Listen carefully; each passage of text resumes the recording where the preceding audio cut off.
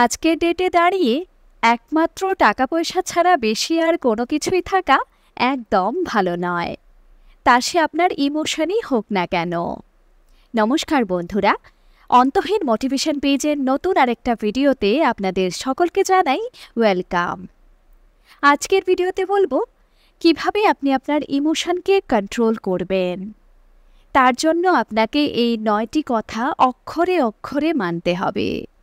Number 1, সবাই আপনাকে ভালোবাসে, সবাই আপনার ভালো চায়, সবাই আপনাকে বুঝবে, এই কথাগুলোকে বিশ্বাস করা বন্ধ করুন। এগুলো হচ্ছে এক ধরনের চক্রান্ত, যা আমাদের মনকে আচ্ছন্ন করে রাখে। নাম্বার 2, আপনি সবার আপদে বিপদে পাশে দাঁড়ান, তার মানে আপনার পাশে এসেও সবাই দাঁড়াবে, এটা ভুল ধারণা। মনে রাখবেন, অন্ধকারে আপনার ছায়াটিও কিন্তু আপনার সঙ্গ দেয় না। সেক্ষেত্রে অন্যদের কথা তো ভুলেই যান। তাই হেল্পের বিনিময়ে হেল্প পাবেন না, সেটা ধরে নিয়েই হেল্প করুন। নাম্বার 3, নিজের দুর্বলতাকে যার তার সামনে প্রকাশ করা বন্ধ করুন। মানুষ কিন্তু সেটার ভুল ফায়দা নেবে, কথাটা মাথায় গেঁথে নিন।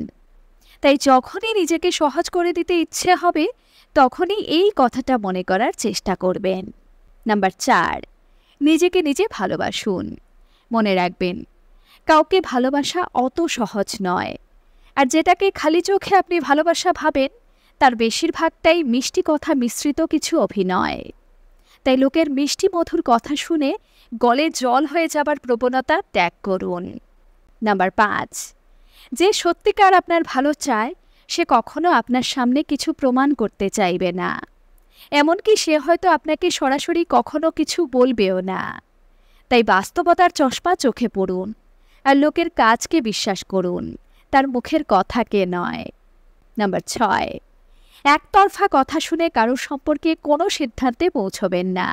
মনে রাখবেন, সব ঘটনার দুটো সাইড থাকে। তাই আগে উভয় পক্ষের কথা শুনুন, তারপরই বিচার করুন। নাম্বার 7, যার তার কথায় রাগ করা, অভিমান করা, এসব ছাড়ুন।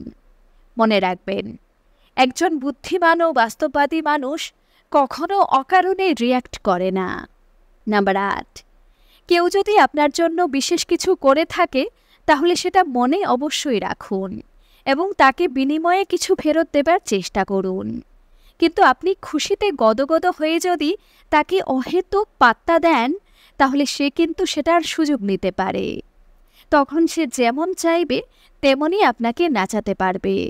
নাম্বার 9, বাস্তব যতই কঠিন হোক না কেন, সেটা মানতে শিখুন। আর সেটা মানতে গেলে এর আগে আপনাকে এটা মানতে হবে যে আমাদের জীবনে যা হয় তার সবটার পেছনে কোনো না কোনো কারণ অবশ্যই থাকে। আর ভগবান কারুর অমঙ্গল চান না।